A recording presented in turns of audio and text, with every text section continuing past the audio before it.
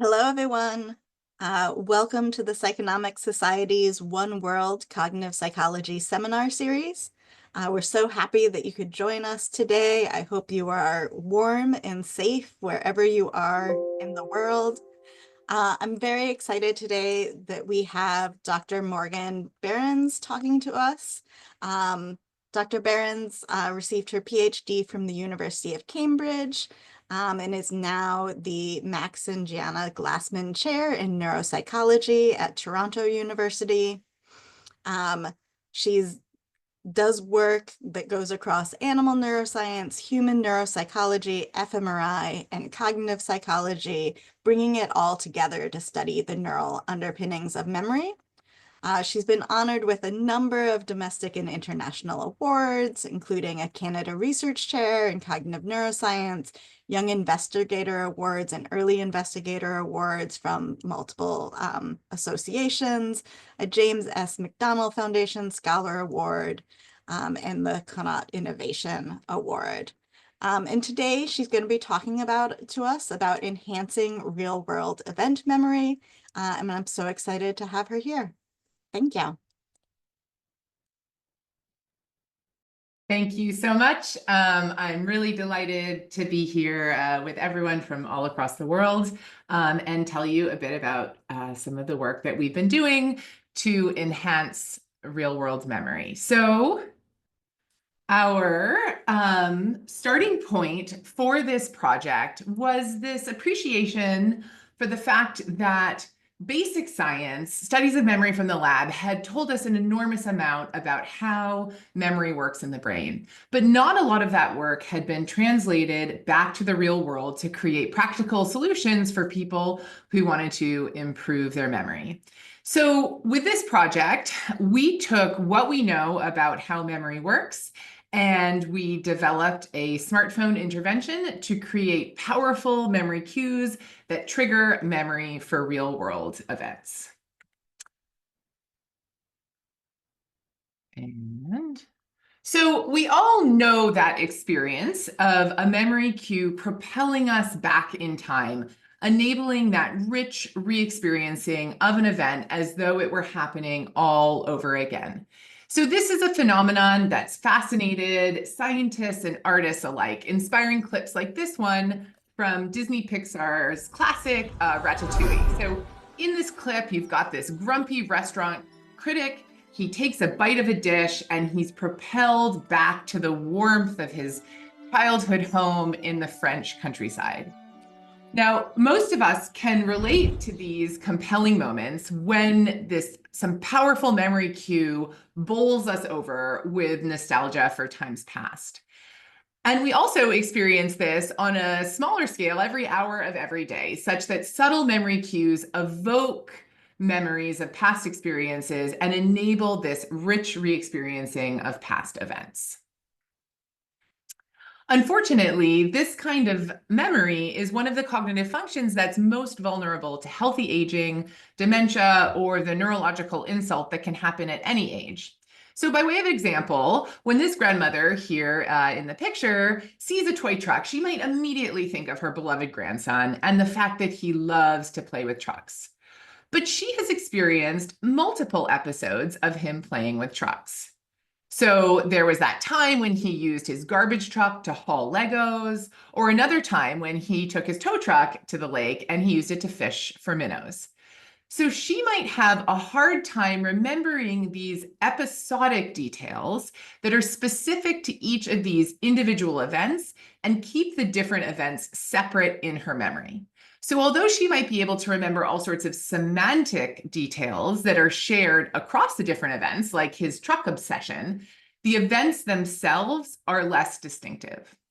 And when taken to the extreme, this can cause problems. So being able to remember the events of your life is important for facilitating adaptive behavior when you're in a new context. It's important for making connections to other people, and it's also important to maintaining our identity. And so memory loss for the events of our lives can make our world a lot smaller, shrinking our social circles, reducing confidence in social interaction, and diminishing our sense of self. When we can't remember details from events, we lose those social bridges that connect us not only to other people, but also to our identity as a person. So these age-related declines in episodic memory have been linked to the integrity of the hippocampus. With these declines in hippocampal integrity, two memories that had been associated with distinct neural representations, like those two memories of her grandson playing with trucks, can become overlapping. And as a result, the memories themselves become less distinctive because the details that are specific to each event are lost. So one promising approach to mitigate this kind of memory loss in the real world is something called digital memory augmentation via life logging. So with digital memory augmentation, portable devices capture photos and videos of everyday events that users can later review to recollect to prompt their memory. But there aren't many of these solutions out there that leverage what we know about how memory works in order to create optimal memory cues to recover and maintain memory.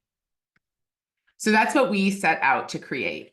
It's been a long journey, starting in 2015. We have been working to develop and validate a smartphone-based application that is inspired by how the brain supports memory. The result is what we call HippoCamera. It's a digital memory aid that loosely mimics the hippocampus so it can scaffold the consolidation of recent memories. So what is HippoCamera? At its core, the app has two primary functions that allow users to record and replay everyday life events. We designed it to be extremely simple so that it would be intuitive for older adults and people who have memory impairments. So first, it takes users through a quick, less than a minute, multi-step intentional encoding process in which the user creates a rich memory cue. Then later, the app prompts users to review these cues in short, distributed replay sessions that interconnect different events. And this makes HippoCamera much more effective than capturing photos and videos with your phone in the regular way. So if you're like me, when I'm using my phone autonomously, I just mindlessly record content that I often never look at again. But HippoCamera curates study sessions of powerful memory cues that are optimized to promote long-term memory. So let me go into each of these functions in a bit more detail. So let's say there's some event that's happening that a user wishes to remember. They press the large record memory button, and then they are prompted to capture a 24-second video snippet, just like the tip of the iceberg of the event. We're not looking for Oscar-worthy videos, just something that captures the visuals that will help them remember the event. Then they're prompted to record an 8-second verbal description, capturing details beyond what might be immediately visible from the video and reflecting a bit on what makes that event unique. And then they can choose to add a title or additional details. And in the background, HippoCamera is combining these elements to create a compact multimodal cue that has 24 seconds of speeded video with that 8-second audio tag overlaid. So this creates a distinctive cue that is specific to the given event. And importantly, this guided multi-step recording process means that memory encoding is intentional. So that is, we try to force our users to stop and pay attention to the events of their lives. And because these cues are selectively captured, they go through their days just focusing more on what's happening to them because they have to decide what it is that they want to record.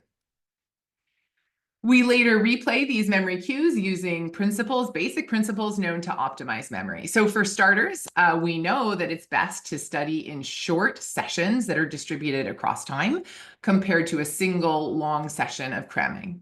And so our users get occasional reminders to replay throughout the day. So this is what a replay session looks like. The user watches cues from up to 5 events. And each of these events is preceded by a timestamp that embeds that event in its temporal context, which we know is a powerful memory cue. The user then watches cues from 5 events. So I'll just show you a few. Last day of our holiday. Anders and Freya helped gas up the tinny. Now we're heading back to the cottage for a barbecue and a nap.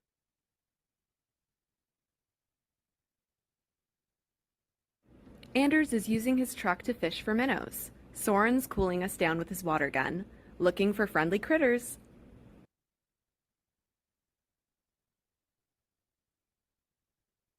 It's a gorgeous night for roasting marshmallows. About to go on a sunset cruise. So excited to be starting our holiday.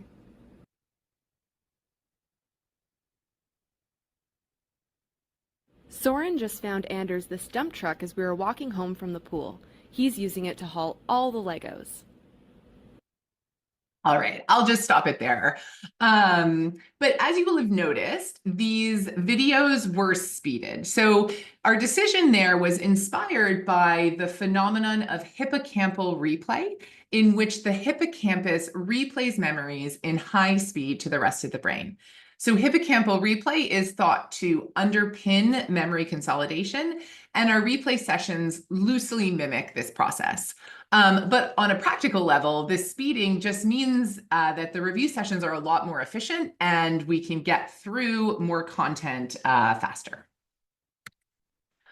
Okay, so once HippoCamera was built, we had a lot of work to do to understand how repeated exposure to these high fidelity cues affects memory, and if this would even improve memory in the ways that we hoped that it would.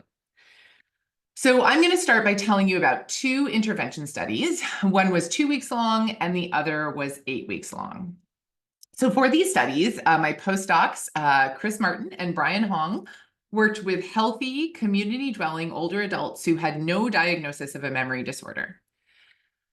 So in the 2-week trial, we asked them to record and replay 5 times a day.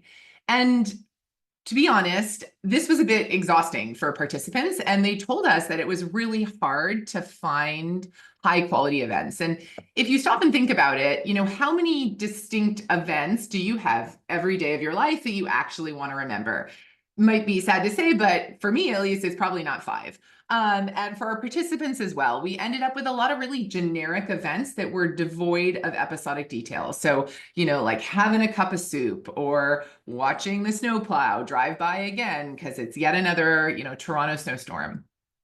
So we took what we learned from the 2-week intervention and ran a 10-week intervention in which we slowed the pace down and we trained our participants to focus on capturing just one high-quality distinctive event per day and to replay just once per day. And this was a lot more manageable. Okay, and then 1 week after they stopped using HippoCamera, we tested their memory for the recorded events. And then 1 week after that, they came in for an fMRI session. And then finally, 3 months after they had turned their HippoCamera phone in, participants came back into the lab for a second test of their memory for those recorded events.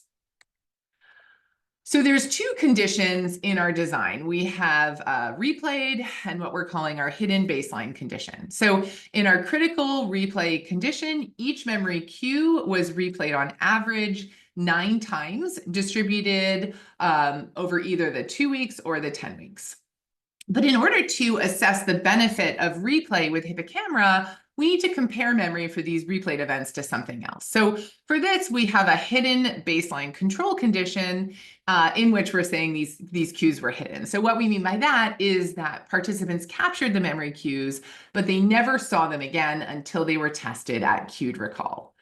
And I want to just briefly note that this is a pretty conservative baseline that I think is likely going to lead us to underestimating the benefits from HippoCamera. And that's because these baseline events also would have benefited from HippoCamera's enriched encoding conditions. But we had to compare memory for the replayed events to something, and short of spying on our participants and following them around and covertly filming their lives, this seemed like the best option. Okay, so to test their memory for each event in these cued recall sessions, we showed them their memory cue without the timestamp, and we asked them to tell us everything they could remember beyond what was discernible from that cue alone. So we might get some response like this.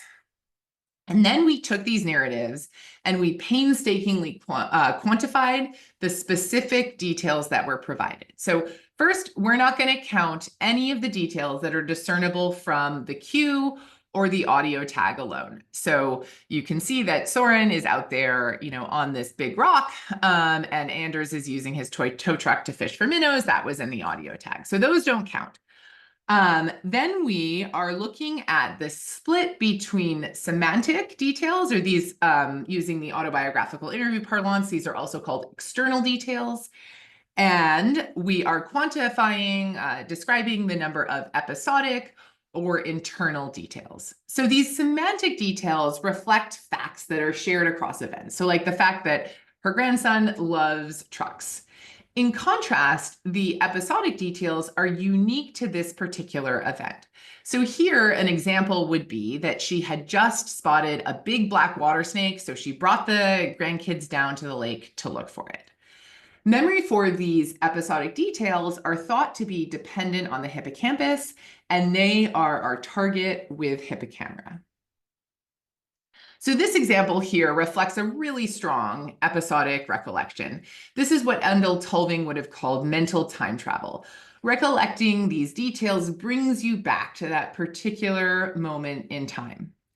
Now, in contrast, a lot of the time, we have memories that are devoid of event-specific details. So to give you an example of what this might look like, here's an example of the same event described with low levels of episodic recollection. So there are details here, but there's almost nothing about this unique moment in time.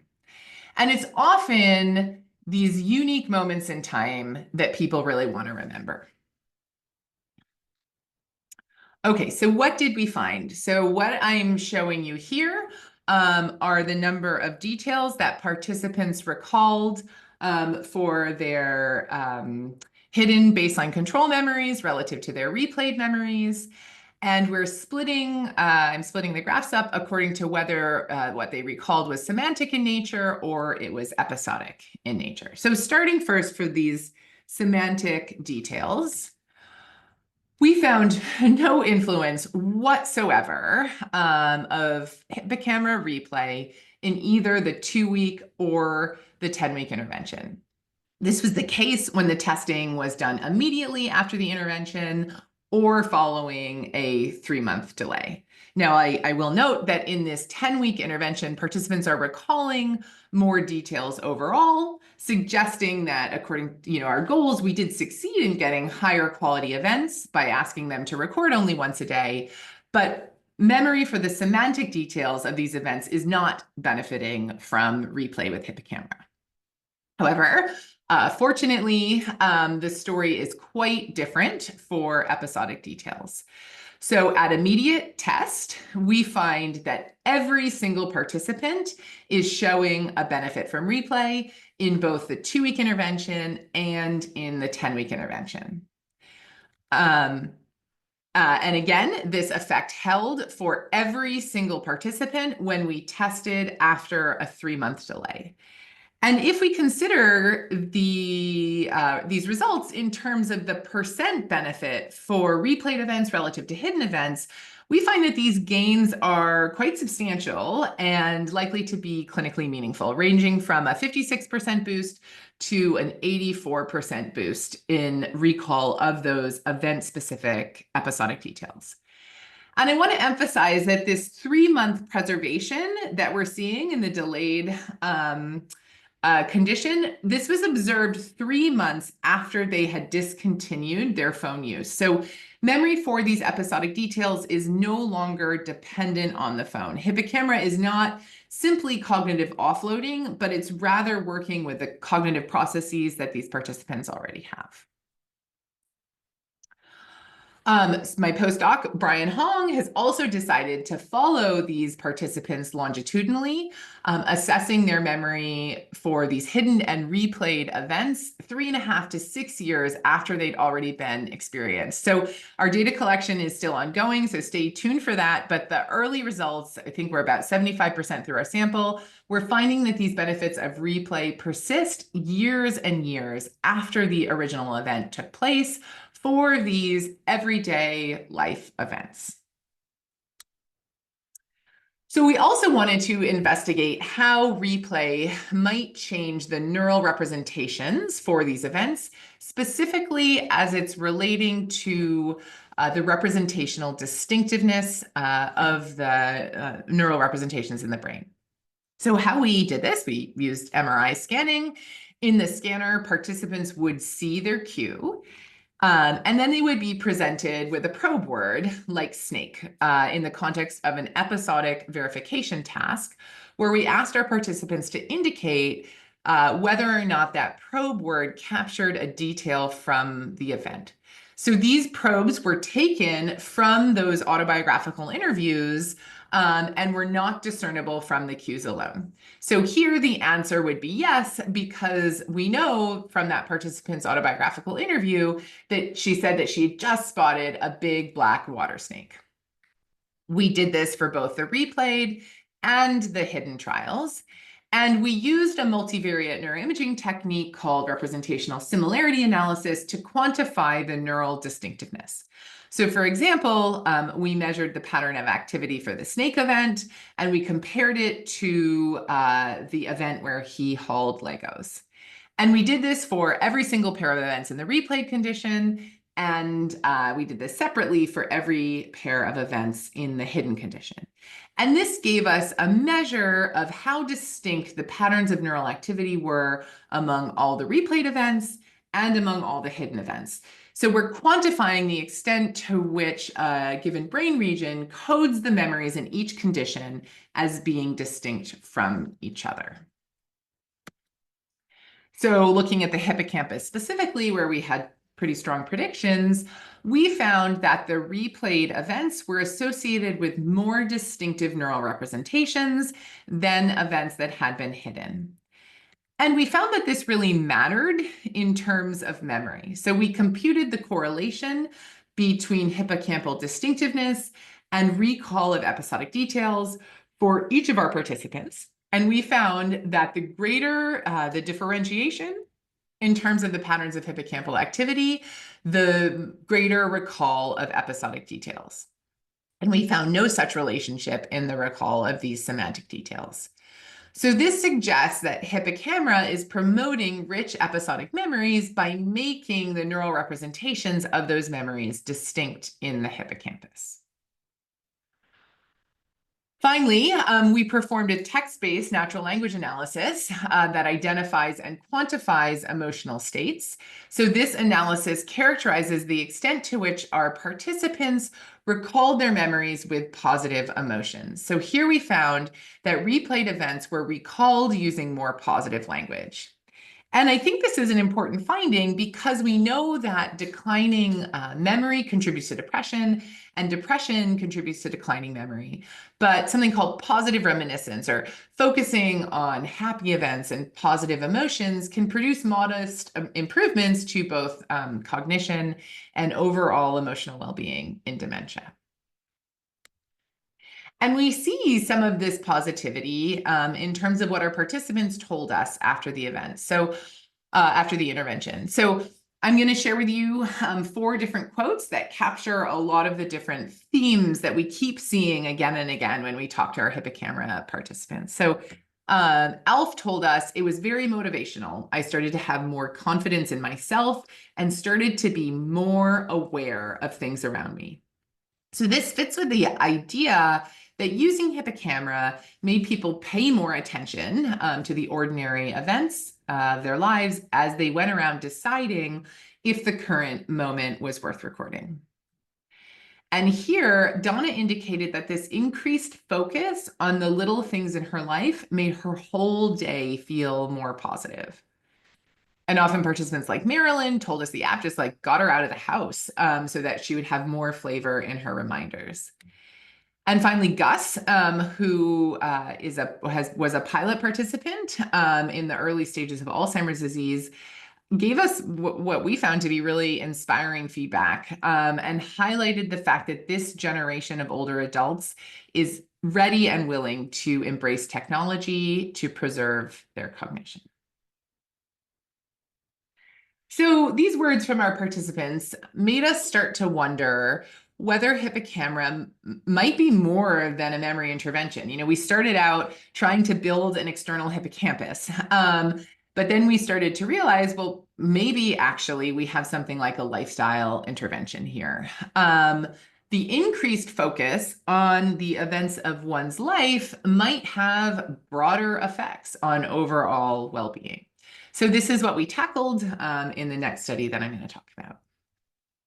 So we're asking our HippoCamera users to go through their days with the intention of capturing one special event that they want to remember. So this can serve as encouragement to engage in unique activities, or to simply just find something special about an otherwise routine event that might have gone unnoticed. And this might have benefits beyond just memory. So for example, to mood, feelings of boredom, and overall perception of time. So my postdoc, Melissa Mead, designed a study to get at this idea specifically. And she took advantage of a unique moment in time, the pandemic lockdowns, when we were all stuck at home, living pretty monotonous lives that lacked distinctive events. So this was an 8-week intervention conducted during the lockdowns of the summer of 2020. Participants used HippoCamera continuously to capture events from their lockdown lives, recording and replaying 1 time per day. We encouraged them to record events that were distinct from their usual routine. So I want to emphasize that this event could be something small, like taking a walk in a new area, or phoning up, or Zooming with an old friend. Just something that was different, even in a small way, from that status quo. And then with HippoCamera, we asked them to reflect on how it was different and commit to remembering it via their memory cue. And then at the end of each day, throughout the intervention, participants completed a series of questions that assessed their emotions of the day, as well as their perceived passage of time and the day's overall uniqueness. And at the end of each 4-week period, we administered the autobiographical interview over Zoom, assessing memory recall, as well as administering a separate set of questions where we aim to get at the uniqueness of each event. So our key question with this study pertained to the impact of event uniqueness on memory and well-being. So it was really important to us for us to quantify the uniqueness of each event. So after describing each event in that autobiographical interview, that cued recall test, we asked them about how frequently they engaged in this type of event, as well as the typicality of where the event took place. And in the daily measures, we also asked them to report the typicality of the overall day in which that individual event was situated. And these measures were normalized and combined to make a uniqueness composite score that was associated with each event. Okay, so the findings. So first, a relief, we replicated our previous work. We found that participants provided more episodic details for replayed events, but again, there was no influence of replay on memory for those semantic details of events. But what was new about this study was our ability to investigate how the uniqueness of an event interacted with memory and well-being. So we related that uniqueness composite score to how well that day's HippoCamera event was subsequently remembered at cued recall using that autobiographical interview. And perhaps not surprisingly, we found that unique events were better remembered. This was the case for both semantic and episodic details, but the effect was stronger for episodic details. But our primary question was whether breaking out of one's routine could, or even just focusing on uniqueness, could affect well-being on a day-to-day basis. So we looked at the relationship between that uniqueness composite score and the daily well-being measures. And here we found that days with more unique events were associated with greater positive affect. In addition, days that were unique were associated with less boredom and were perceived to pass by a lot faster.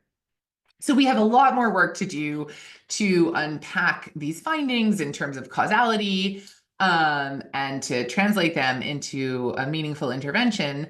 But they do suggest that engaging in just one non-routine event per day can enhance quality of life in older adults.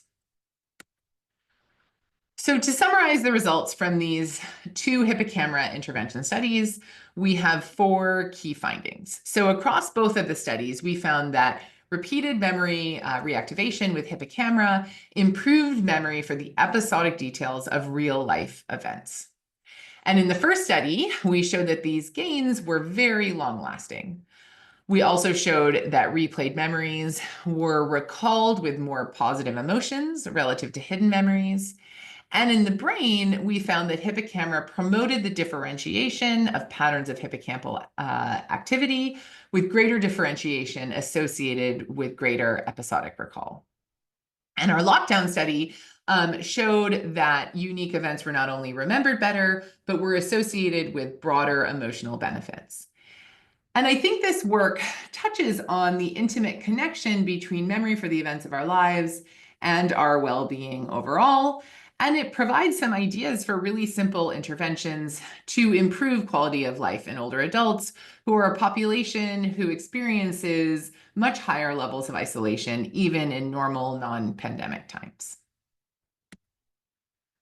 Okay, so I'm going to change gears now for this next section of our talk. So part of why we developed HippoCamera was to build something, a tangible thing that people could hold in their hands that can help people who want to improve their memory.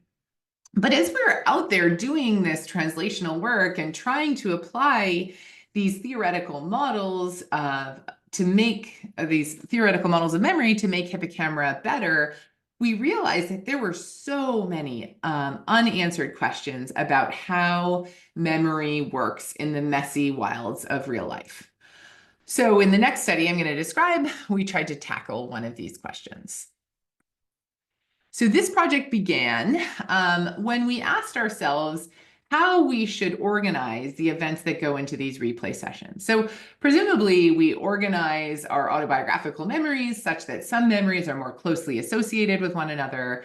And it stands to reason, I think, that memory reactivation in replay sessions is going to be most effective if the memories contained in a single replay session are meaningfully related to each other in some way. But as we were thinking through this, we realized that while we know a lot about the similarity structure of memory for lower dimensional attributes like shape or color, we know very little about the similarity structure of real world memories. So in a study led by Tyler Tomita, a postdoctoral fellow with Chris Honey at Johns Hopkins, we set out to determine which features influence the perceived similarity of real world memories.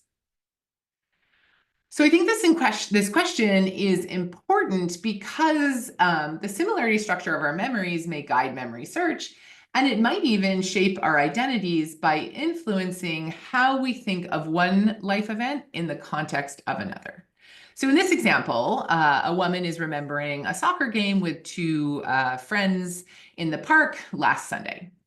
Now imagine that she has 5 other memories that are similar to this original memory, but they differ along only a single dimension. So either the emotion, the location, the activity, the time, or the people with whom she shared that activity. So our question here is, what makes one event remind us of another? What makes our memories for 2 events either highly similar or highly dissimilar? So we mapped the links between memories using an event queuing approach in which several large samples of online participants recalled real-life events. So the structure of the experiments always followed this pattern. So participants provided one memory, and then a second memory, and then they annotated the memories and their interrelationships. So they began by remembering and then providing a free-form written description of a specific memorable event from the last week of their life.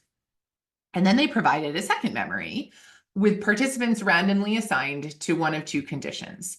So they were asked to either recall a memory that reminded them of their first memory, or they were asked to recall a second memory that was dissimilar to their first memory. And in the final phase of the experiment, participants annotated the interrelationships between the memories based on their spatial, temporal, social, activity-based, and emotional properties. So this memory annotation phase was pretty extensive and actually contained several different phases. So I won't take the time to go into it in a lot of detail, but in short, in the first phase, they just simply compared the overall similarity between the two memories. In the second phase, they rated the similarity between the two memories along 7 other dimensions shown there on the slide. And then in the next phase, they annotated each individual memory along 62 different feature dimensions. So these dimensions could be loosely categorized according to several higher level dimensions, such as information about the spatial and the temporal scale of the event, as well as the event's social properties, the activities that were described, and the emotional content. So I'm just showing you a few of the examples here, but participants did this for each memory along 62 of these different dimensions. Okay, so to measure the similarity of the memories in each pair, Tyler used these annotation responses to derive distance features that quantify the distance between two memories along a given dimension, like the spatial distance or some emotional attribute. As the name suggests, a smaller observed value of a distance feature indicates that those two memories are closer along that specific dimension, and larger values indicate that those two memories are further apart. So to measure the influence of individual features and combinations of features, Tyler assessed how accurately these distance features could classify whether a held out memory pair was from the remind condition versus the dissimilar condition, and how well they predicted that first rating of overall similarity between the two different events. Okay, so looking at the results. So first, this is an online study, and we weren't really sure what kind of memories we were going to get. There was a concern that participants would kind of phone it in and give us sparse and low quality memories. But our participants did not let us down. That was not the case at all. We got some really beautiful and profound memories like this one. So here, the individual writes, I can remember holding my now 7-year-old daughter for the first time. My wife had to be induced earlier in the day, and when my daughter was finally born, my wife was really exhausted and needed to sleep. Therefore, the medical team bundled up my daughter and handed her to me. It was about 2 a.m. and the room lights had been dimmed so that my wife could rest and recover while the post-delivery recovery room was prepared. I remember my daughter's eyes were closed, and at one point she opened her eyes wide open to try to see. I was overwhelmed with emotions as I looked down at her in my arms, and she was trying to see the world around her with her dark little eyes. So a really, really beautiful memory, really, really rich stuff that we have to work here. We also have kind of funny and banal and humorous events like this one. So this participant says, I went upstairs and turned on the oven to start boiling a pot of water to make some pierogies. I then got out a glass and filled it with chocolate milk. I got out a shot glass and proceeded to have a shot while my pierogies were cooking. I then proceeded to have a few more shots with my meal, and then I washed my cooking utensils and headed back down the stairs. Okay, so we've got memories that span the gamut. I do want to indicate this is not a memory pair. The person who described the birth of his daughter was not cued by getting drunk while cooking pierogies. These are different memories, but they really capture, I think, the spectrum of rich, real life event memories. So our question is, we're going to take each of these memories and determine which features of the memory link it to its memory pair. So that is, will the similarity of the two memories, memory A to memory B, be based most on spatial location, temporal location, the people that were there, the activity that was described, or the emotional content of the event? So I want everyone to, make up a prediction for which one you think that it's going to be. And now I'll show you. So we found two really clear winners. So hands down, it was the similarity between the emotions and the activities that had the strongest influence on the perceived similarity. So the single dimension of emotional similarity achieved 81% cross-validated accuracy for classifying whether a held out memory pair was generated in that remind condition or that dissimilar condition. And the similarity of the activities associated with the event achieved a 75% classification accuracy. And you can see how this plays out in the distribution of ratings. So memory pairs that were very similar in terms of their emotional content were more likely to be in that remind condition, whereas memory pairs that were very dissimilar in terms of their emotional content were more likely to be in the dissimilar condition. In terms of other features, neither the spatial nor the temporal distance between the two events could reliably classify them. But the perceived similarity between the spatial environments did marginally better, achieving 65% accuracy. So we wanted to really explore the wealth of these annotation responses. So we looked at these data in a lot of different ways. So another way that we approached it was we ranked the most successful individual features for classification. And of these, 5 of them were closely linked to the emotional features of an event. So the best performing feature was the ratings of the emotional similarity between the events. Endorsement of single emotional adjectives like heartwarming, sentimental, or stressful were also really strong predictors. And the other top performing features had to do with the activity or the purpose of the event.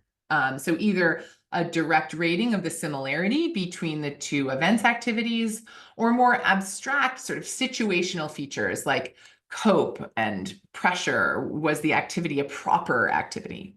And there was one social feature, people similarity, that also made it into the top 10. And when we looked at combinations of features, the best classifier was a bivariate model that used both emotion and activity similarity. And this model performed better than either feature alone.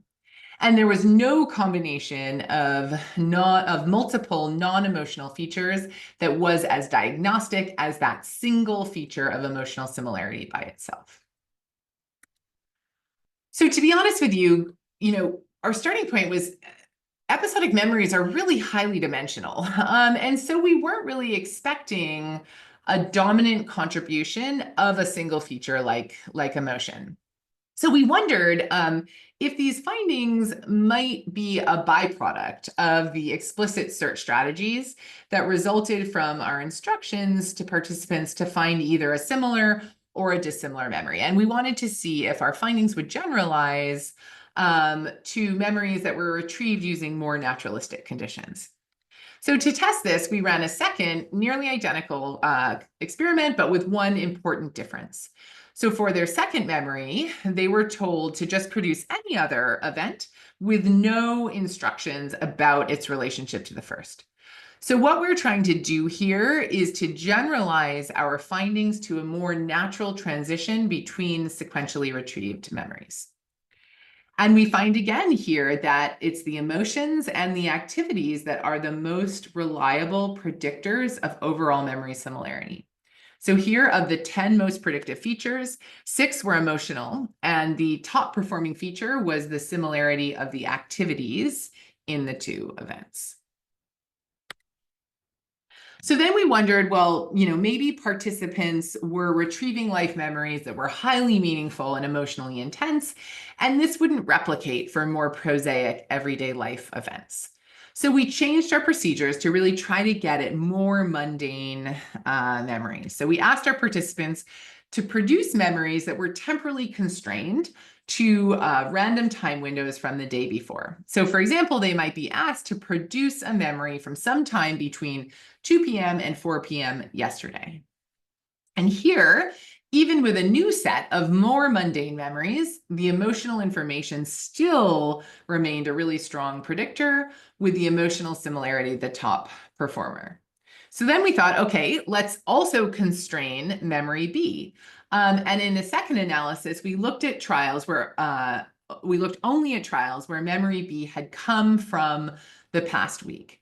And again, here, even for these recent events that were unlikely to, contain a powerful event like the birth of a child, we find that emotion is still coming in strong with the second, third, and fourth best ranked features. I do want to, of course, highlight that we are observing contributions from other dimensions. So we see a contribution from the event's activity. We're seeing an influence from social, spatial, and temporal dimensions, but it's the emotion that's really coming through dominantly, even for these more prosaic events. So across 3 different experiments, our data-driven approach showed that while multiple feature dimensions contributed to perceived event similarity, it was the emotions and the activities associated with an event that made a really outsized contribution. So concretely, what this means is that we will often understand 2 life events with shared activities or shared emotional tone as being similar, even when they're happening in different places, at different points in our lives, or involving completely different people. But we're rarely going to treat 2 life events as being similar if their emotional and goal-related content differs. And we think that these features might be so influential in memory organization because they provide a compact summary of an event's goals and self-related outcomes, which are critical for future planning and decision-making. And as Tyler and I first got these data in, we couldn't quite believe how strong the emotional dimension was. And then we replicated it and we replicated it again. And it revealed to me that I had a bit of a blind spot in my own understanding of memory for the importance of complex emotions. And we're not just talking about valence here, but emotions that could be depicted with single adjectives like heartwarming and frustrating.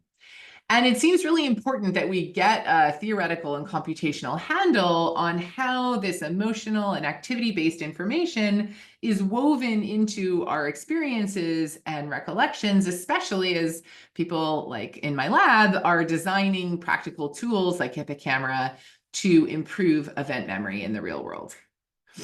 And so as we were taking these findings forward into HippoCamera, one thing that we're considering doing is asking our participants to label the emotions and the activities associated with their events so that we can use this information to structure our replay sessions. And finally, if you're interested in these data, Chris Honey and his team have made them freely available to anyone who wishes to use them.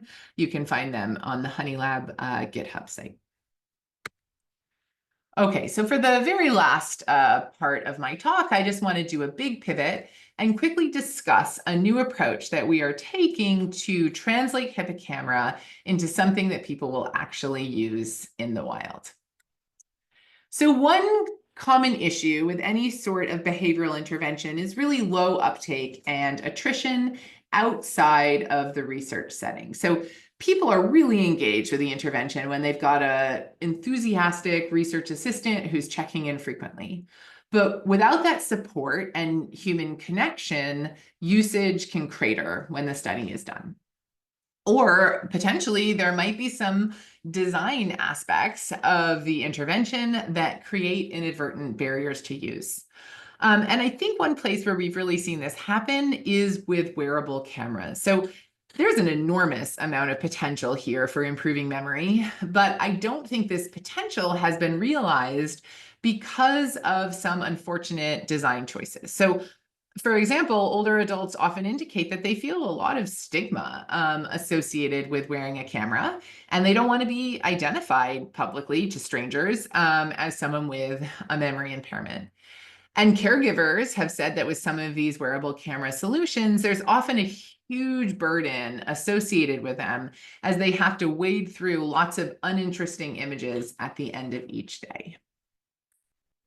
So it's really important when we're designing an intervention that we get feedback from people in the real world about what works for them and what works and what doesn't work for them and what problems they want to be solved. And this isn't something that I was used to thinking about as an experimentalist. But if we're to take these advances out of the lab, there are certain frameworks that we can use to integrate user feedback in a structured way.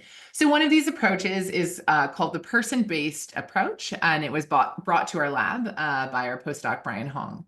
So this approach combines both user feedback and evidence from the literature in an iterative process. And the key here is really flexible iteration. So rather than that typical experiment where it runs and you start out with one design and you never ever touch it until you have all the data, this approach is much more dynamic. So you're constantly adapting your intervention or tool based on user feedback and then going back out to your users to get more feedback and so on and so forth. So as we were getting our head around how we could possibly scale HippoCamera out of the lab, we realized that our first step was to come up with an in-app onboarding tutorial so that users from the public could be trained on the app at scale. So Brian Hong applied the person-based approach here. So we started out with a roughly 20-page user manual that was created from our first studies, like back in 2016, that I'm certain, with hindsight, not a single one of our participants actually read. And we took those 20 pages and we slimmed it down. So we built an in-app prototype using a flexible design tool called Figma, and we got real-time feedback from participants in Think Aloud interviews. And their feedback was really raw and unvarnished and just absolutely solid gold. So they made it clear, for example, that some of our jargon was like really confusing. I'd never thought about this, but one person was like, memory consolidation. So my memory is going to turn to glue. They let us know that some of the sections were disorienting, or there were times when we were just like hitting them with a word wall that made their eyes glaze over. And we took this feedback and we quickly adapted the prototype and kept testing it out until everyone was happy. We also ran focus groups and ideation sessions with individual users and older adult advisory groups to understand what features they wanted us to develop and where they saw barriers to use. And their perspectives were invaluable for determining our future direction. So as a few examples, they made it clear that they wanted to be able to share their memories with loved ones. So we're working to build out a function that can do that. They often told us that a really big barrier to using HippoCamera was that they felt that they didn't have any events in their life that were worth recording. So we're currently building an event scheduler that helps users identify and participate in unique events. And we're working with long-term care homes to integrate HippoCamera into programming that already exists. So what I'm showing you today is just the start of this research program. We're taking it forward in a lot of different ways. So we're looking at other populations who have hippocampal alterations like Down syndrome and epilepsy to understand how their memory is different and whether it can be recovered. We're investigating whether HippoCamera can be used in depression and social anxiety to help individuals re-script their memories in more positive ways.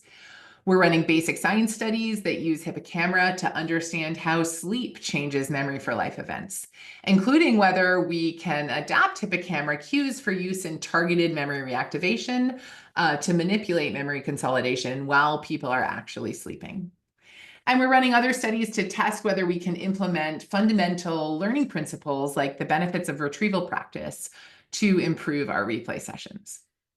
And please let me know if HippoCamera is something that you're interested in for your own research, either because you want to test out some aspect of real-world memory, or you know someone or some population that you think it might benefit. It's free, totally available on the app stores, and we have a version with a researcher backend that provides more control and visibility over participants' experience with the app. So let me know if that's something that you would like to use for your own work, and we can get you set up. So HippoCamera has been a huge collective effort from an incredible team of scientists. I want to give a particular shout out to Brian Hong, who's been working continuously on HippoCamera since the first day and is our absolute backbone. The idea first started out as a moonshot plan with Chris Honey to build an external hippocampus, and we've had a long-term collaboration ever since. Chris Martin and Melissa Mead, whom I mentioned in the talk, now have their own labs and are continuing to do some really interesting work in this space. And we also have had support from incredible undergrads. So Andrew Sia was our first programmer.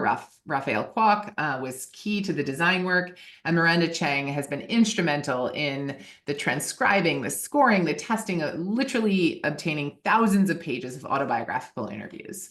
And we've been assisted by an incredible army of undergraduate research assistants and had some really generous funding along the way. And thank you so much for listening. I look forward to answering any questions that you might have.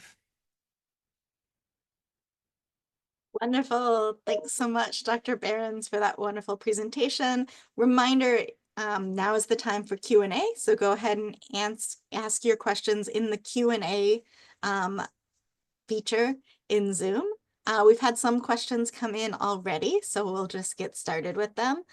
So one question from Angel Fernandez. Should we worry about the possibility that repeatedly attempting to replay an episodic memory could open a window for the insertion of information not present in the original event, resulting in the formation of false memories? Yeah, that's a really, really great question. Should we worry? I mean, I think it really depends on what the memory in question is. So, you know, if you're using HippoCamera to better remember an event because you're going to be providing eyewitness testimony for that event, I would say, let's not do that. But anytime we reactivate a memory, anytime we are thinking about one life event in the context of another, there is spillover and crosstalk, integration and differentiation across these different memories. Our memories are constantly in flux, and that's part of a functioning memory system, is that we want our memories to change and to reflect, you know, to be updated with new information that we have, and to be related to other, you know, build bridges across different events. So, you know, I don't think, and I'm certain that HippoCamera, this repeated reactivation, is doing that to some extent, as is any time that memory is being reactivated. I don't think that HippoCamera is having, you know, people construct completely new memories, you know, totally out of whole cloth. We're not manipulating their memories in any way. We're not doing anything pernicious, like trying to insert details. So I think that the memory change that is being encouraged with HippoCamera is adaptive. That's the hope. I mean, and absolutely, I think that for some of the memories, they might be less accurate. I mean, certainly almost all of the memories are richer because of HippoCamera. I think the majority of those details that they recall are accurate. Some of them have probably been changed as a result, but they're still accurate in the sense of reflecting the individual's life events and history, and they're not complete confabulations. That's a nice transition into this question from Jason Finley. He says, amazing work. Was there any way to verify the episodic details participants recalled when cued by the HippoCamera? Yeah, that's such a good question. Oh my gosh. So when we started this, I was so naive and I thought, oh, this is great. Like, we'll know what happened. We'll have these videos and we can compare their transcripts and their videos. And you look at the videos and you look at the transcript and you just don't know these people. You don't know what happened. They're describing things that are totally not visible from the video. Tons of like beautiful, messy context, like, talking about like, drama in the book club. Like, I can't see that in the video. I don't know if that's true. So no, there isn't. In short, there isn't. We can look at consistency from that immediate recall, so the 1 week after, to the delayed recall 3 months after, and look for consistency there. If it's a consistent inaccuracy, I mean, we did find quite a lot of consistency. But yeah, we don't have a way to verify the accuracy. I do not think that people are confabulating.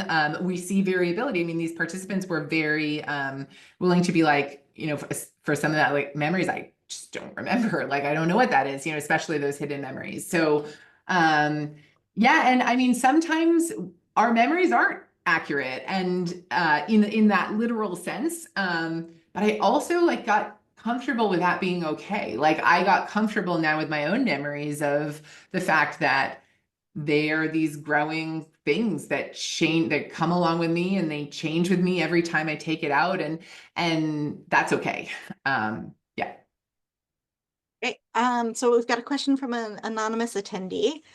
When you mention hippocampal replay, are you referring to sharp wave ripple phenomenon, I would guess? So in essence, is this application externally inducing this from the speeded replays? And did you use any specific speed or features based on hippocampal replay? Yeah, those are all such great questions. So if you'd asked me that when we were just starting out in 2017, I would say yes. Like, or 2016, when we were like, first really running these studies. I would have said, yeah, that's what we're trying to prompt. We're trying to stimulate these like hippocampal replay, like the endogenous fast replay of events. And we first started out actually really trying to tap into that. So looking at the animal work and using the same speeding factors that you can observe in electrophysiological recordings from animals. And we did that. We had a focus group session where we had, I can't even remember what the speeding factor was, let's say 12 maybe. And I think that's quite a bit slower actually than what you observe in an animal. And we handed these phones to these older adults, and they were just like, they just threw it down. They were like, I can't look at that. It was so aversive. And so that's when, the original sort of inspiration of, oh, we're just going to mimic hippocampal replay, I sort of thought, okay, that might be more of a heuristic. It was the inspiration.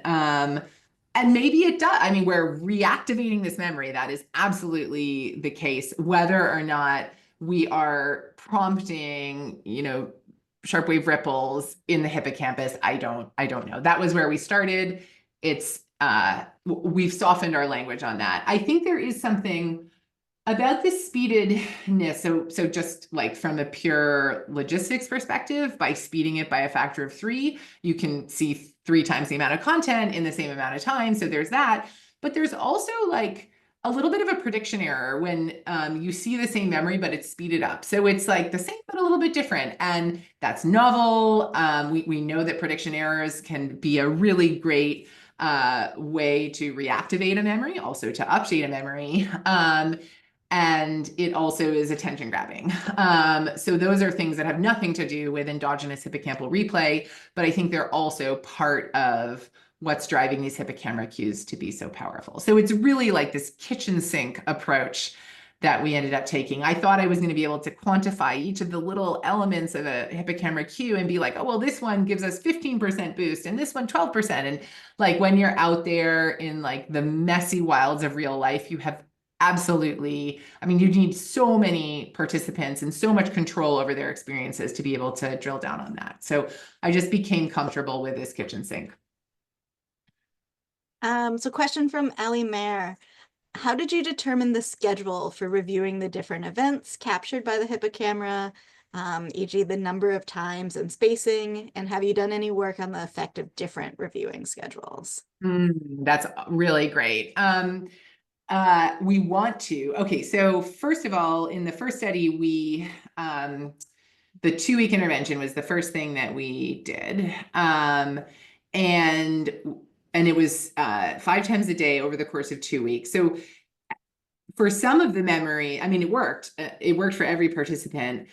But I think there is a thing as replaying too much. Like it's almost, I think there's like this Goldilocks zone. And if you replay too much, it's almost like the memory becomes about the cue itself. So maybe I should say, if you replay too much in too close a period of time without some like expanding review schedule, which we didn't have space to implement over the course of those 2 weeks. I think to answer that question properly, which is something I would love to do and something that, again, back when I was writing my first grants here, I thought we would be able to do, you need to have a controlled experience. You need to have like a controlled content, and you need to know what actually happened so you can verify it against ground truth. Because there's so much variability in the events that people experience and capture with HippoCamera. So you could have, one event like a grandma on her, she's like the holiday with her grandkids and she's so excited to be up at the lake with her grandkids. And then you could have like, so that could be one day. And then she, 3 days later, she's back at home and, she's just cleaning the house and unpacking her bags. And I just think the inherent salience of those 2 different events is going to totally far outperform any subtle manipulations we can make to HippoCamera in terms of boosting memory down the line. So in all of these studies, you're up against really, really huge item effects that make it hard to discern these subtle but yet super interesting manipulations, like the timing of recall, the optimal schedule, the optimal number of times. And so I think to properly get at that, we need some more controlled content. We started doing that with some TV episodes, but it's not quite the same. And I would love to do that. I think we need to have some like HippoCamera camp or something, where we had like a group of older adults, like, live on campus for I don't know, I'd have to think through it, but just something where we have a lot more control over what happened and we can verify their memories according to what actually happened. So we've got 2 related questions, so I'm going to ask them together. One's from Sonia Santos, another from an anonymous person. So they say, I agree that you can have a lifestyle/well-being intervention there. In terms of clinical applications, would you expect this intervention to be helpful with people with depression, anxiety? I'm thinking that people with depression are often resistant to new activities. Would the app be engaging enough? And then the follow-up is people with OCD often also resistant to new activities or engage in rigidity. What about applications there? Could you incorporate it into exposure response prevention to improve confidence in doubting behaviors that someone did something which leads to these compulsions? So wow, those are great questions. Okay, so for OCD, I actually hadn't thought of it. Thank you for that suggestion. In terms of the doubting behaviors and the exposure response prevention. So I'll think of that as I try to answer the rest of this question. So we do have some data in depression, individuals, University of Toronto undergraduates who we just collected a big range in terms of depression scales, of individuals that scored different, like had a big range in their scores on these depression scales. And so there's a classic finding that individuals who are depressed have overgeneral memory. So they're lacking these episodic details. And one idea is maybe that is like a protective mechanism. Like I'm going to keep my memories far because if my memories are scary, they're, cause me emotional distress. So I'm just not going to engage with them. I'm going to keep them at arm's length. And that HippoCamera could be like gentle exposure therapy. So you are re-exposed to these really powerful memory cues in a way that is safe. We, of course, told these individuals with depression, like we didn't ask them to record upsetting events and reflect on those upsetting events. We, said we want you to capture things you want to remember. That's always our instructions, is things that you want to remember. To cut to the chase, we found that these data have just come in these undergrads, that replay disproportionately helped individuals with depression in terms of boosting their episodic recollection. So from a memory perspective, yes, it helps. Now we want to take this a step further with maybe more of a clinical application. And could we do some sort of re-scripting? So, adding coding, come up with different versions of the event, like it's sort of like a cognitive behavioral therapy. Okay, so here's the event. Now think of it in a different way. Or re-script it.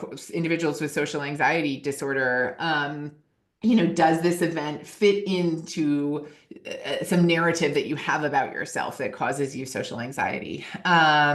And work on re-scripting in more adaptive, less distressing ways.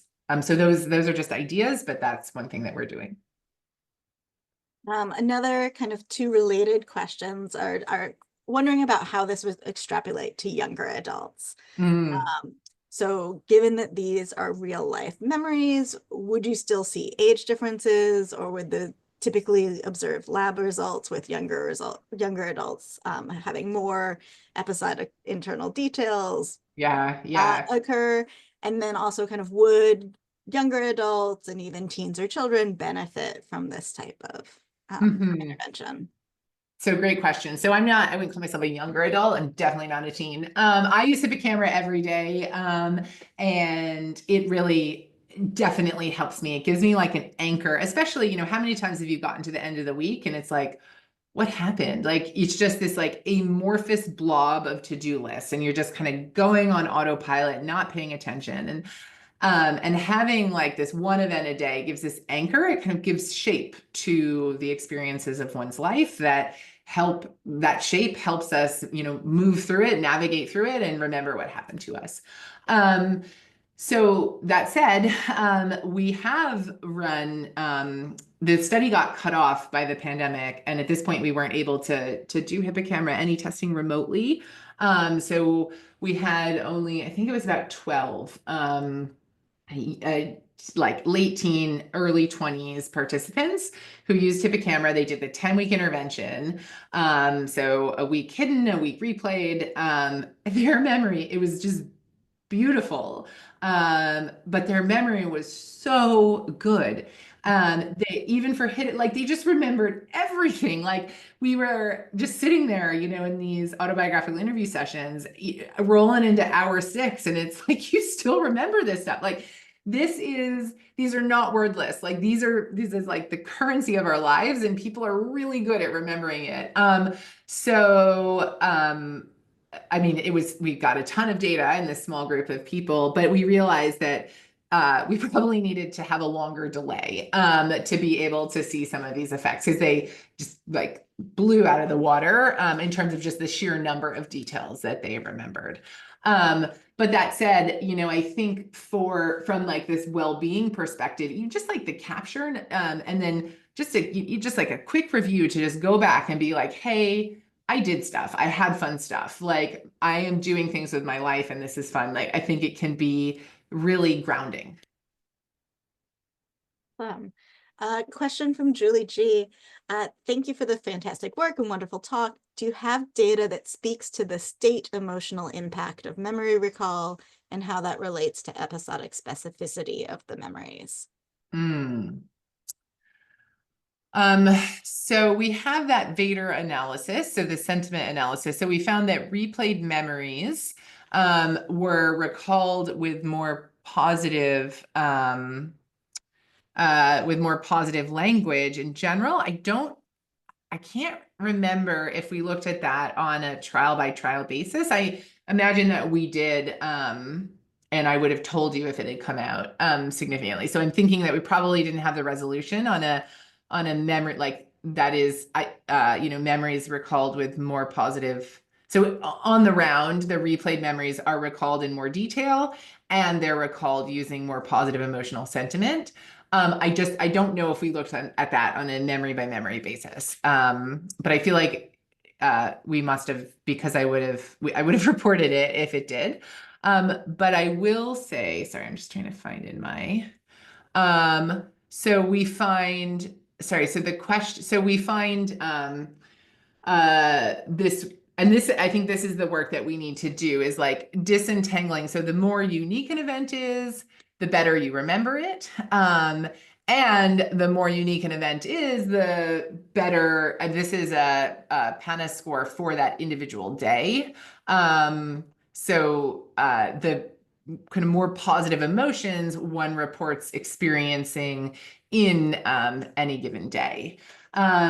So, and sorry, the question specifically, could you just say it again? It was about trait or state or?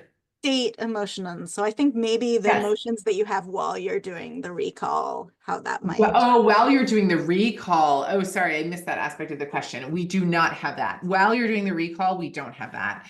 And that's, yeah, it's a really interesting, the way that HippoCamera is, it's a really interesting question. And the way HippoCamera is designed makes it hard for us to get at, because each of those replay sessions has 5 different memories. And so you'll see the same memory multiple times. So we would need to, I mean, it's feasible. We would just need to track that. I think we would need to work with like a smaller number of memories that they see multiple times to just get a handle on that. But we don't have data to how they are feeling at the time of replay.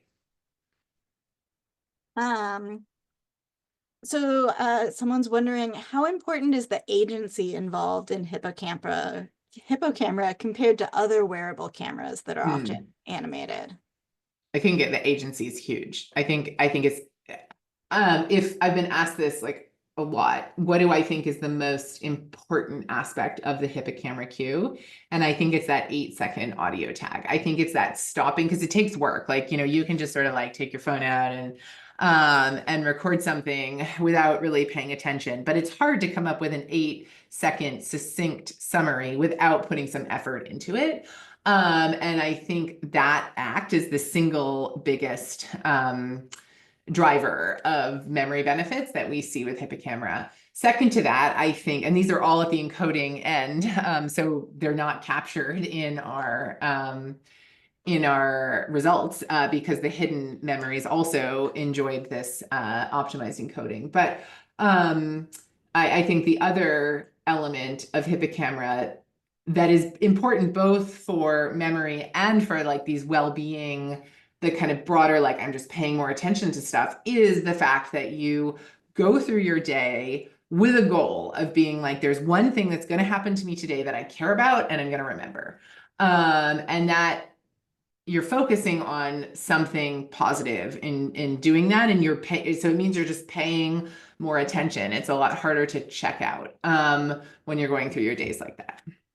So I think that, and it's, I think it's huge. And I think it also means that it's a problem for translating HippoCamera to individuals that have more severe memory impairments, because it's going to be a lot harder for someone, you know, with moderate Alzheimer's disease to remember to use HippoCamera. It'd be great if we could just have there be, you know, some like hidden camera behind the ear, and there's some situational awareness, and it says, okay, check, like click, this is important. There's a new person here, or grandkids are visiting, record.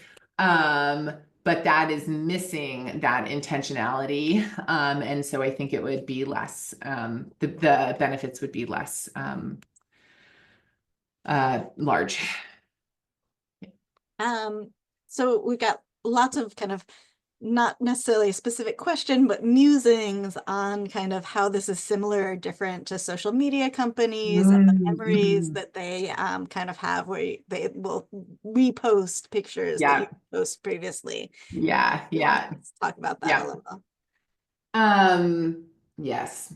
It is like some people I've worked with some wonderful patients that have memory disorders, and they said like, gosh, I was, you know, using TikTok kind of like this, you know, I didn't realize, like, as I was trying to document my life, and coming to terms with my traumatic brain injury, like I started using TikTok as a way to share these memories. And I'm like, you go for it. Like, if that is working for you, like, you do that.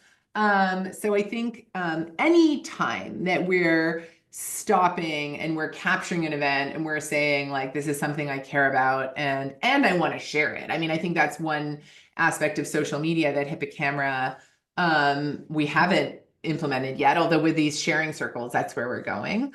I think that's one way in which potentially, but I'll give a caveat in a moment, social media has a leg up on HippoCamera because it's saying, I mean, what a huge part of what memories are for is to share with somebody else. And that's one reason why memory loss can be so devastating, is you lose those like ability to make a bid to someone else. But that said, I'm told that a lot of time, like, Instagram users, it's not real. Like, what they're capturing is so it's so focused on how someone is being perceived, and trying to present some, impression of what's happening, as opposed to just like what is really happening. And so HippoCamera is just focused on, it's like really focused on, we tell people, and the instructions are, just capture the visuals that are going to help you remember this event. And, sometimes that's like your shoelace that's untied, because that'll help you remember, oh, like I just tripped, that was kind of embarrassing as I was walking up the stands. So those probably aren't details that you're going to share on your Instagram. There is one social media app called Be Real that I think is the closest thing to HippoCamera, where it's users, so it doesn't have that that agency, that like the selective capture where people are saying, this is what I care about. But with Be Real, you might already know this already, but the users get a ping, and it says, okay, now, like, whatever you're doing, capture it, unvarnished, like, just be real. And just capture your life as it is. And that's what we're trying to do with HippoCamera, is like, these cues are for you to help you remember. They're not about like presenting some beautiful image of yourself, which may or may not be grounded in reality. All right. Do you have any data about whether participants experience involuntary memories of the events that they've recorded with HippoCamera outside of the testing period? Yes, yeah, we do. Do I have data? So we have anecdata where people say that. We have data that HippoCamera memories get integrated into dreams, which I think is really, really cool. And with my student Nellie Matarino, we're trying to kind of chase that down, like how, if you replay right before going to sleep and then you reactivate that in some sort of dream-like state, how does that influence your memory down the line? So we have some data on that, and it seems like it does in positive, in memory preservation types of ways. But yes, like people say, so in that study that I alluded to from Brian Hong, so this is the 3.5 to 6 years, like they said, like, I did think about these memories, and they still had them. Like when these memories were reactivated 6 years later, they still had these memories. It can like shape that 10-week or 2-week period, like that has kind of like an outsized representation in their memories for that time in their life, because these memories are taking up that space, and are being because HippoCamera memories are so strong, they're reactivated, like the clip that I started with. Like if I am just thinking of myself, I took some memories at this park, and like don't go there that often in Toronto. I came back and I like immediately thought of the HippoCamera cues, or it was around Easter time when I see a tulip, I like think of those HippoCamera memories. So they're absolutely well connected to like these networks, these cueing networks in our brain that lead to them being spontaneously thought of down the line. So that's a nice transition into this next question from Kellen Hendricks. I wonder how the effect of using HippoCamera long-term may affect long-term memory recollection across a life. We assume long-term memory to be essentially limitless, but what if we start to improve most episodic memories? Do we only increase information for some memories, or does increasing recollection of some memories limit total memories recalled later? The other explanation would become a possible dependency on the app, but would still be interesting. Do you have any long-term studies planned other than the 3.5 to 6 year study you just mentioned? Yeah, that's a great question. I would love to have data on people that use HippoCamera for a lifetime. I don't. But I think so. I'll try to answer that really quickly in two ways. So I was really concerned about this finding of this idea of uh, retrieval-induced suppression, like retrieval-induced forgetting. So this idea that if you think about one memory a lot and you remember it really well, you're going to forget other memories that are associated with it. And that is like not what we want to do with HippoCamera. We don't want to be artificially enhancing some memories at the cost of others. Or if we do want to do that, we need to advise our users accordingly. And so this is just some really quick data. I don't have time to kind of unpack it fully. We're looking at the proximity of replay relative to sleep. But what we found no evidence of retrieval-induced forgetting. Instead, we found more evidence for this temporal context model. So if you remember memories from one event, the surrounding temporal context kind of comes along with it, and those other memories will be boosted as well. We're reinforcing that like dense netting that holds all of our memories together. And so if you're making that tighter in one space, it's going to just bring everything else along with it. Now you ask a really interesting question about like, could our memories fill up in some way? I mean, I don't know, but I don't think we're anywhere near that. With like one event per day, I just don't think that that's anywhere near what the human memory is capable of. And I also think that I mean, I guess unless you like did nothing except replay your memories, if you had a lifetime of memories, but I think that at some point, like just adaptive forgetting is going to take over. And if, some of these memory, that are 10 years old, like, and are no longer relevant, I just think they won't, they will come to fade. And it's not like every single memory that's replayed with HippoCamera is remembered in like vivid technicolor. There's absolutely variability among them. And I think that has to do with the overall saliency of the event itself. Sonia Santos wonders, could the app increase memory with a collaborative approach? For example, a couple contributed memories together. Yeah, that's such a lovely question. And that's something we want to do with these memory circles. We found it. So Gus, he was the one that gave that lovely feedback saying like he'll remember like how much he learned from this and how he still wants to grow and still wants to learn. He used HippoCamera. So this was a single case study. It was a pilot, like a kind of a bespoke intervention for him. And he did it with the support of a terrific family. And they did it together. And I think that is absolutely boosting the benefit from HippoCamera along ways that are beyond just memory. It's this, I mean, so again, I said this before, like when I started this project, the idea was like, we're going to build an external hippocampus. We're going to simulate hippocampal function. And now, as I think about HippoCamera, it's like, sure, maybe we're doing that. I hope we're doing that to some extent. But when you're dealing in this space of memories for real life events, you are casting such a broad net, and you're looking at these things like well-being, social connections, your sense of self, and like how connected your current events feel to who you think you are as a person. And you're like so far outside of hippocampal neurophysiology, which was where we started. And I think that part of the suggestion of doing it as a team, like, in a collaborative way, is really tapping into those beautiful aspects of memory. And that is one thing I think probably humans are really social creatures. And it would make sense to me.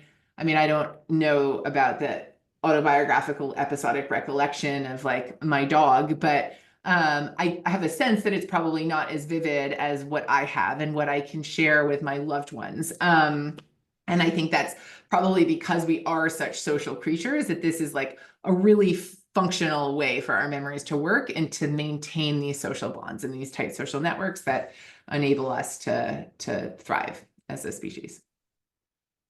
Well, my apologies to the couple of questions we didn't have time for, but that was such a lovely answer that I want to end on that. I feel like that just puts a real bow on everything that you've been talking about. Thank you for attending this Psychonomics One World session. Reminder, our next speaker will be February 26th. Dr. Mel Goodall will be talking about how big is that bagel, differences in size constancy for perception and action. I want to thank Dr. Barense once again for sharing her work today. And thank you to all of you who attended and your wonderful questions. Thanks, y'all.